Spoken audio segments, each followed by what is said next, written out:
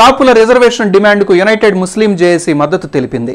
జేఏసీలోని మొత్తం 30 ముస్లిం సంఘాల ప్రతినిధులను ఈరోజు నగర కాపునాడు నేతలు అభినందించారు. కాపులకు రిజర్వేషన్ కల్పించాలన్న న్యాయబద్ధమైన డిమాండ్కు తాము మద్దతు ఇస్తున్నట్లు యునైటెడ్ ముస్లిం జేఏసీ కన్వీనర్ కలీం ప్రకటించారు.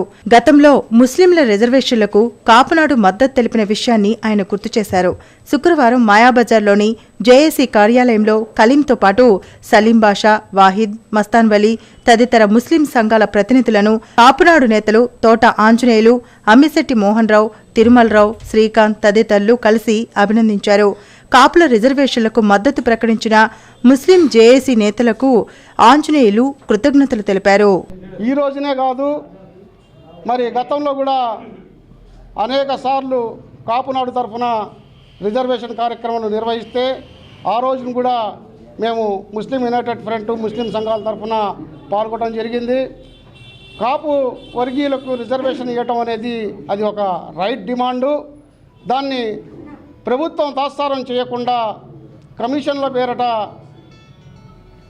గుంటూరు ముస్లిం జేఏసీ సోదరులు మద్దతు పరగటం వలన వాళ్ళకి కృతజ్ఞతలు తెలియజేయడానికి మేము ఇక్కడికి వచ్చాము.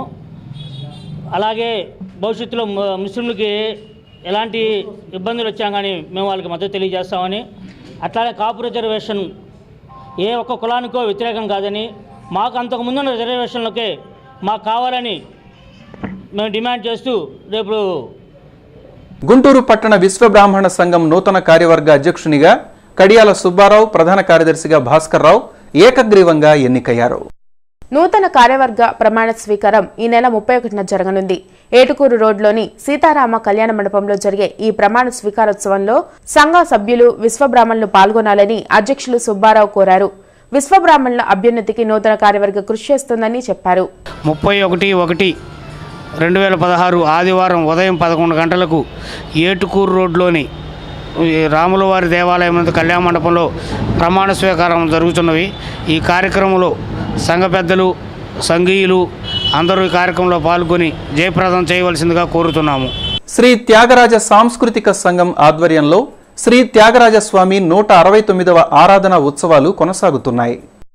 లక్ష్మీపురంలోని త్యాగరాజస్వామి ఆడిటోరియంలో ఫిబ్రవరి 2 వరకు ఈ ఉత్సవాలు జరగనున్నాయి. లఘు కచేరీలు, ప్రత్యేక కచేరీలు ప్రతిరోజు నిర్వహిస్తున్నట్లు శ్రీ త్యాగరాజ సాంస్కృతిక సంఘం ఉపాధ్యక్షులు వల్లూరి సూర్యనారాయణమూర్తి తెలిపారు. ఈ మాదిరిగా 2వ తారీఖు వరకు త్యాగరాజ సంస్కృత సంఘం వారు ఉదయం 9 గంటల నుంచి సాయంత్రం 5 గంటల వరకు లఘు కచేరీలు మరియు సాయంత్రం 6:30 నుంచి 9 గంటల వరకు మెయిన్ కచేరీలు జరుపుతూ ఉంటారు. గుంటూరులోని పట్టణ ప్రముఖ కళాకారులు, విద్వాంసులు, అభిమానులు అందరూ కూడా ఈ కార్యక్రమాలకు విచ్చేసి దిగ్విజయం చేయాల్సిందిగా కోరుతున్నాం. వినుకొండ ఎంపీపీ బి అక్కమ్మ ఈరోజు తన పదవికి రాజీనామా చేశారు. 1.5 పదవీ కాలం ఒప్పందంలో భాగంగా ఆమె రాజీనామా చేశారు. ఈ మేరకు తన రాజీనామా లేఖను సీఈఓ సుబ్బారావుకు అందజేశారు.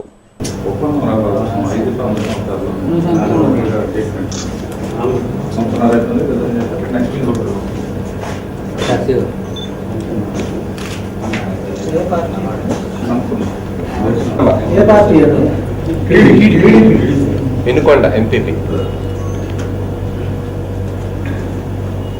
ఓసీల రిజర్వేషన్ కోరుతూ నిరవధిక దీక్ష సాగిస్తున్న ఓసీ సేన అధ్యక్షులు అనిల్ కుమార్ ఈరోజు దీక్ష విరమించారు. బీజేపీ సీనియర్ నేత జూపూడి రంగరాజు లాడ్జీ సెంటర్లోని దీక్షా శిబిరానికి చేరుకున్నారు. ఓసీల రిజర్వేషన్ల కల్పనకు కృషి చేస్తామని అనిల్ కుమార్ కు హామీ ఇచ్చారు. నిమ్మరసం ఇచ్చి దీక్ష విరమింపచేశారు. ఈ సందర్భంగా అనిల్ కుమార్ మాట్లాడుతూ పేద ఓసీ సమాజానికి రిజర్వేషన్లు, హాస్టళ్లు, రుణాలు కల్పించే వరకు ఆందోళన తప్పదని ప్రకటించారు. రంగరాజు గారు ఇచ్చినటువంటి హామీ మీద ఈరోజు ఆమర నిరాహార దీక్షను విరమింపడం జరిగింది. అయితే ఈ మధ్యలో జరిగినటువంటి కొన్ని పరిణామాలు నేను 26న కూర్చుంటే పోలీసులు నన్ను దౌర్జన్యంగా రాత్రిపూట అరెస్ట్ చేయడం జరిగింది.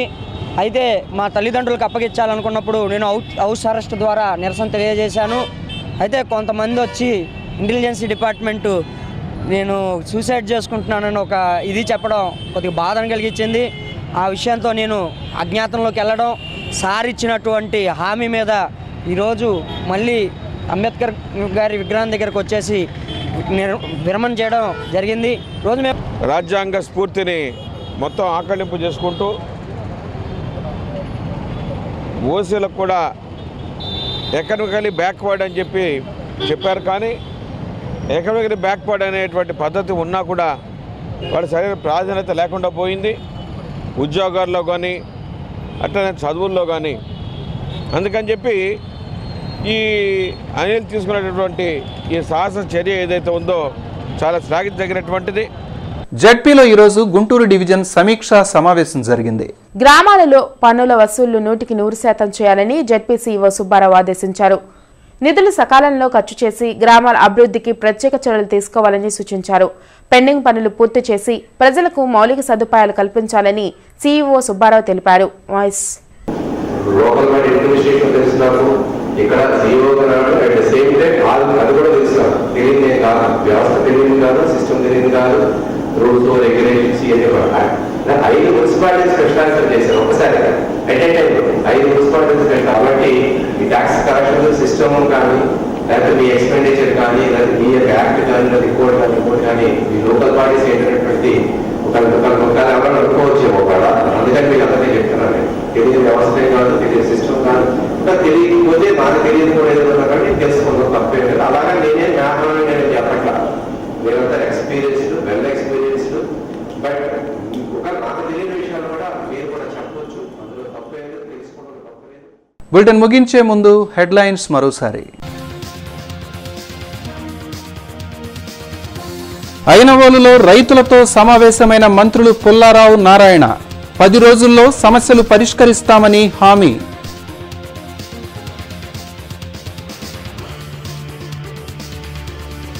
గుంటూరులో పర్యటించిన అసెంబ్లీ పబ్లిక్ అకౌంట్స్ కమిటీ, సిఆర్డీఏని బలోపేతం చేస్తామని ప్రకటన, ప్రజాధనం వృధా కాకుండా కాపాడతామని వెల్లడి.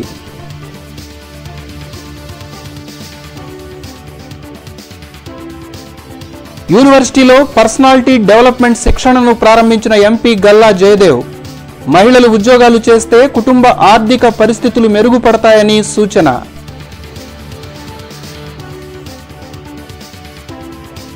బొంగరాలబీడులో సునకాల ఆపరేషన్ సెంటర్ను వ్యతిరేకిస్తున్న స్థానికులు, కాలనీల అభివృద్ధిని అధికారులు విస్మరిస్తున్నారని ఆందోళన.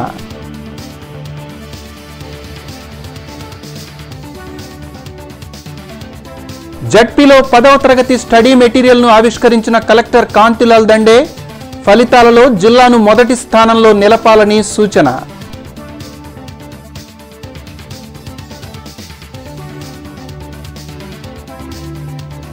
బలవంతపు భూసేకరణను వ్యతిరేకిస్తున్న రైతాంగ ప్రతినిధులు, కార్పొరేట్ సంస్థలకు అప్పగించే యోచనను విరమించుకోవాలని డిమాండ్. ఇవి బులెటిన్ విశేషాలు. మరిన్ని అప్డేట్స్తో మరో బులెటిన్లో కలుద్దాం. నమస్కారం.